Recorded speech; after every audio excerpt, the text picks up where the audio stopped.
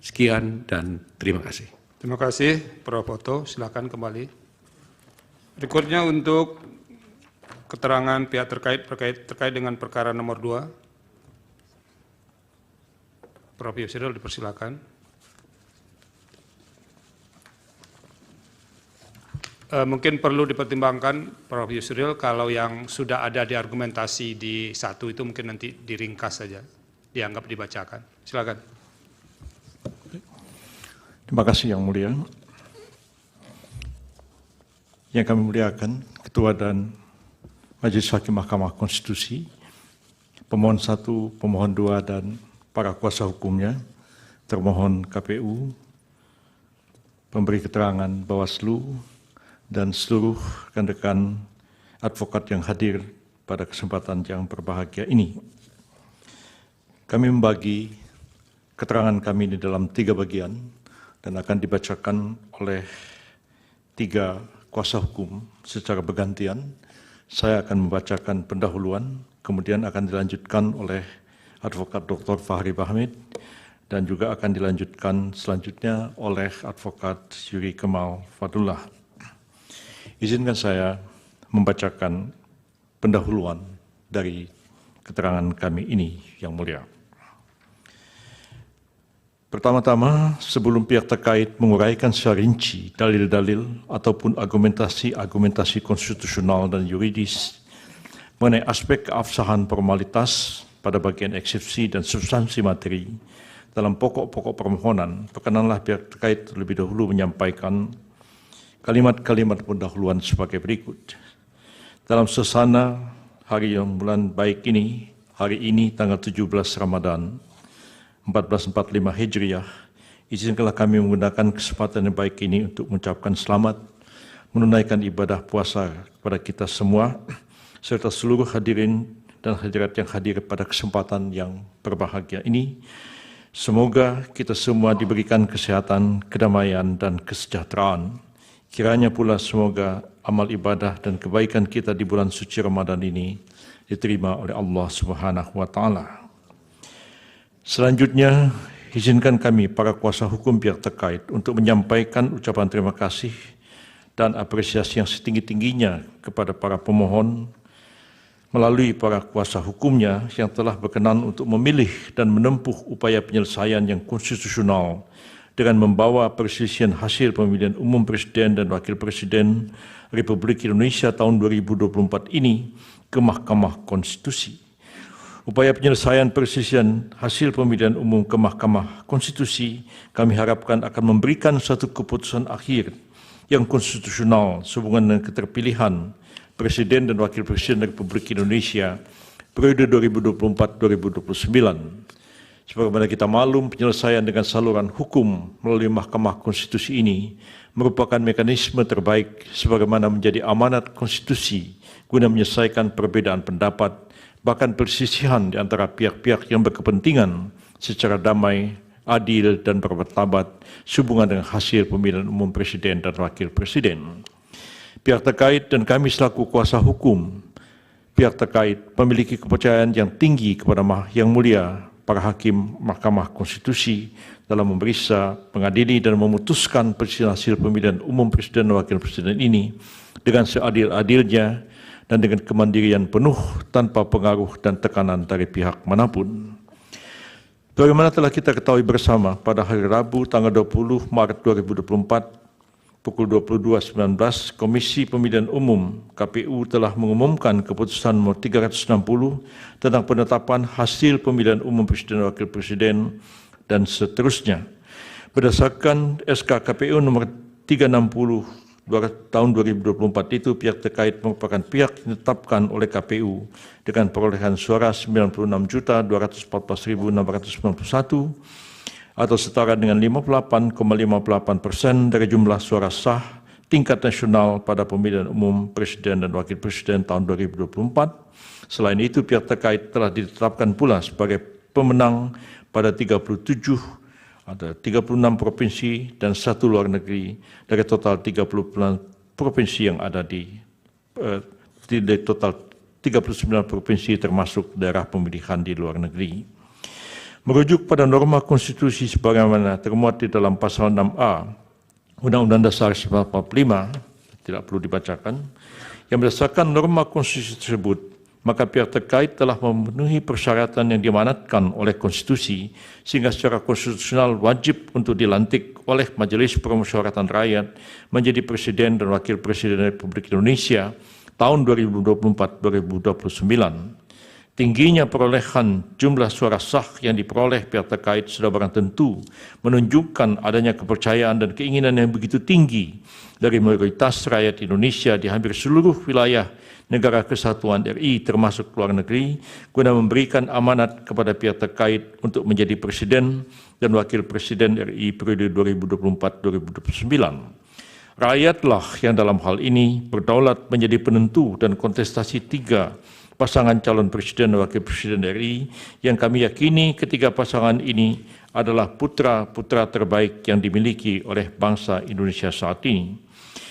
Hal ini bagaimana pengejawantahan pasal 1 ayat 2 Undang-Undang 45 yang menegaskan kedaulatan ada di tangan rakyat dan dilaksanakan menurut Undang-Undang Dasar.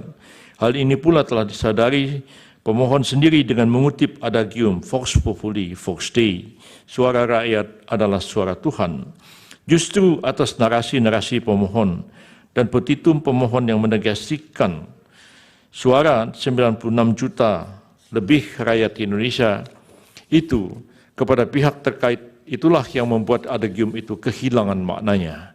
Mengutip pernyataan pemohon pada halaman 12 permohonan yang menyatakan rakyat tak lagi berdaulat dengan suara mereka. Berkenaan dengan pasal 6 ayat 3 Undang-Undang 45 dan kaitannya dengan hasil pemilu Presiden dan Wakil Presiden tahun 2024, maka pihak terkait mengingatkan agar semua pihak secara bijak, penuh kehati-hatian, dengan penuh rasa tanggung jawab, secara bersama-sama senantiasa menjaga agar norma pasal 64 ayat 3 Undang-Undang 45 dimaksud tidak terlanggar.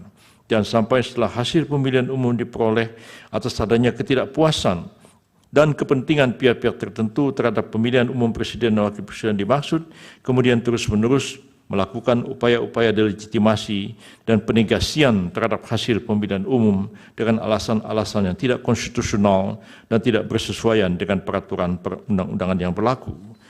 Dalam konteks ini, bila mana kita mencermati permohonan dari pemohon akuo, maka akan nampak adanya upaya-upaya yang tidak berlandaskan hukum dari pemohon untuk menegasikan jumlah suara sah 96 juta lebih itu dari rakyat Indonesia kepada pihak terkait. Hal ini alasan dalam bagian posita permohonannya, pemohon menyatakan jumlah suara sah pihak terkait menurut pemohon adalah 0 di seluruh wilayah negara kesatuan Republik Indonesia dan di luar negeri. Selain itu, dalam petitumnya secara tidak konsisten, pemohon berupaya meyakinkan Mahkamah Konstitusi untuk mendiskualifikasikan pihak terkait. Upaya penegasian jumlah suara dan permintaan agar pihak terkait didiskualifikasi oleh pemohon dimaksud merupakan suatu bentuk pengingkaran terhadap demokrasi yang sangat berpotensi melanggar norma pasal 6A ayat 3 Undang-Undang 45 atas alasan pasangan calon presiden dan wakil presiden yang seyogianya secara konstitusional terpilih dengan suara yang mayoritas mutlak di hampir seluruh wilayah NKRI dan seharusnya dilantik menjadi presiden dan wakil presiden tahun 2024, 2029 dan seterusnya. Teramat penting untuk menjadikan perhatian kita bersama bahwa tahapan demi tahapan dalam rangka kampanye pemilu presiden dan wakil presiden 2024 telah dilalui bersama oleh pihak terkait, pemohon dan juga pasangan calon presiden dan wakil presiden nomor urut 1 dan seterusnya tidak kami bacakan. Artinya secara sadar maupun diam-diam pemohon telah menundukkan diri pada kaedah proses tahapan yang telah berlangsung tanpa adanya penolakan. Hal ini pula dapat dipandang sebagai satu persetujuan diam-diam atau silent consent yang pada intinya satu pernyataan kehendak yang dilakukan oleh satu pihak kepada pihak lain yang bersangkutan tidak menyatakan keberatan atau penolakan atas tindakan yang dilakukan oleh pihak tersebut kepadanya sekalipun maksud tersebut sudah diberitahukan. Selanjutnya, bagaimana kemudian reaksi atas mayoritas rakyat Indonesia yang dengan secara sadar dan nuraninya memilih pihak terkait dengan jumlah suara lebih dari 2 kali lipat dibandingkan dengan suara yang memilih pasangan pemohon. Selanjutnya, selain dari itu, bila mana kita cermati dalam permohonannya secara mayoritas pemohon menyampaikan dalil-dalil dan argumentasi yang secara esensi menuangkan buah pikiran pemohon mengenai konsepsi dan pengaturan sistem pemilu yang ideal. Menurut pemohon, misalnya pemohon menyampaikan dalam posita angka 14 halaman 22 permohonannya, MKRI siogianya memeriksa permohonan Akuo yang mempermasalahkan pelanggaran TSM berupa nepotisme yang kemudian melahirkan abuse of power yang terkoordinasi karena satu, adanya kekosongan hukum dalam Undang-Undang Pemilu, dua, instrumen penegakan hukum pemilu tidaklah berjalan secara efektif.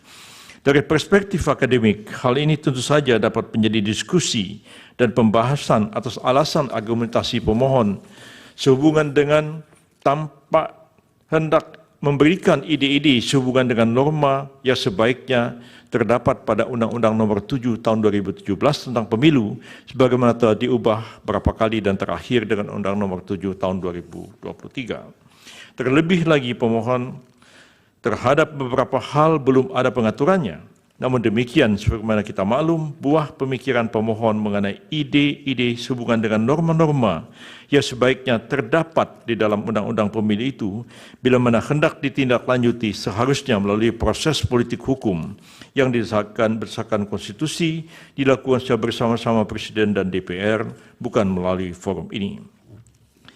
Menarik bila mana kemudian kita mengutip pernyataan pemohon dalam hal ini Profesor Dr. Mahfud MD pada 1 Maret 2024 yang kami kutip sebagai berikut. Oleh sebab itu, apa yang kami lakukan ke MK bukan mencari menang, tapi beyond elections, maka masa depan bukan sekedar pemilu hari ini, tapi masa depan ratusan tahun yang akan datang, demokrasi kita harus sehat. Hal ini terang dan jelas menunjukkan bahwasanya permohonan Akuo disusun sebatas sebagai narasi dan buah pemikiran pemohon sebuah norma yang menurut pemohon baik untuk kemudian dituangkan dalam Undang-Undang Pemilu maupun peraturan perundangan yang relevan untuk masa yang akan datang.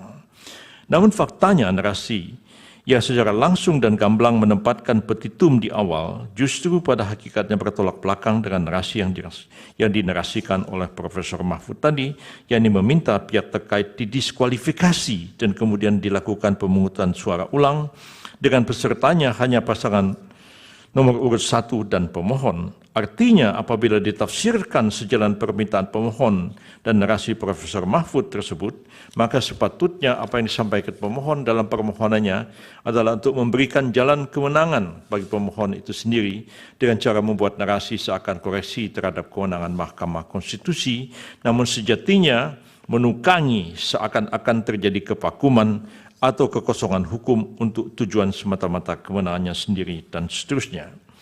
Bila mana kemudian kita secara tertib dan komprehensif menelaah dalil-dalil permohonan, pemohon yang berkenaan dengan narasi pelanggaran TSM dan berupa nepotisme dalam pencalonan Pak Gibran Rakabuming Raka dan program bantuan sosial Presiden Joko Widodo, maka akan nampak pula bahwasanya dalil pemohon itu hanya bersifat asumtif dan dianggap pula sebagai propaganda untuk melegitimasi keterpilihan pasangan calon presiden dan wakil presiden pihak terkait.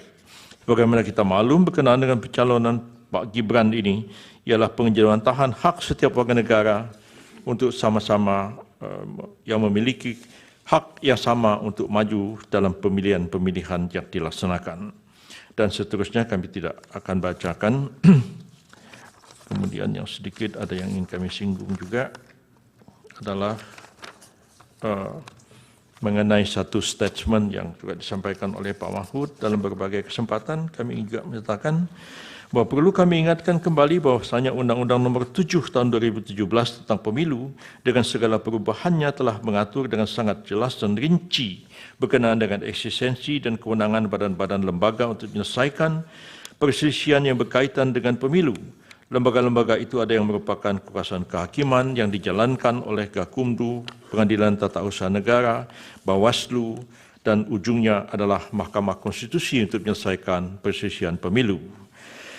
Dengan adanya pengaturan tentang pembagian kewenangan dan menangani sengketa proses pemilu melalui Bawaslu, PT UN, dan Mahkamah Agung dalam sengketa administratif dan sengketa hasil oleh Mahkamah Konstitusi sejak tahun 2017, maka tidaklah relevan Profesor Mahfud mengutip pendapat dalam tanda kutip Maha Guru HTN Profesor Yusril Iza Mahendra yang pernah mengatakan bahwa Mahkamah Konstitusi seyogianya tidak menjadi sekedar mahkamah kalkulator, tetapi mahkamah seharusnya berperan memeriksa pelaksanaan pemilu secara substantif sejak dari proses pelaksanaannya. Pendapat itu ada benarnya karena diucapkan pada tahun 2014, 3 tahun sebelum berlakunya Undang-Undang Nomor 7 Tahun 2017 tentang Pemilu yang membagi kewenangan kasus-kasus yang terjadi dalam penyelenggaraan pemilu sebagaimana diuraikan tadi. Sebab itu pendapat tersebut dapat dikategorikan seperti dikenal dalam ilmu fikih, yaitu qaul qadim, satu pendapat yang dimansuhkan, dibatalkan atau ditinggalkan, dengan qaul jadid atau pendapat baru karena norma-norma hukum yang mendasarinya juga telah berubah. Jadi tidak relevan mengutip pendapat 2014 untuk keadaan sekarang karena norma hukum positif sudah berubah. Tapi kalau mau dianggap yang ideal, suatu ketika Mahkamah Konstitusi boleh mengadili sampai kepada substansi penyelenggaraan pemilu, maka tentu tidak pada saat sekarang kita membahasnya, tapi mungkin dalam amandemen terhadap Undang-Undang 45 dan amandemen terhadap Undang-Undang Pemilu itu sendiri. Ini klarifikasi, mudah-mudahan dapat kita pahami bersama. Selanjutnya, sehubungan dengan permohon akuo mengemuka pula pertanyaan berikut, yakni apakah pemohon yang merasa telah terjadi berbagai kecurangan dan pelanggaran telah membawa permasalahan yang dihadapi pemohon sehubungan dengan kecurangan dan pelanggaran proses kepada badan-badan atau lembaga-lembaga yang sesuai dengan kewenangan tersebut di atas. Bila sudah, ya, mestinya dilakukan, dan yang dibawa ke Mahkamah Konstitusi adalah bagian terakhir, yaitu persisihan tentang hasil dari pemilihan umum itu sendiri.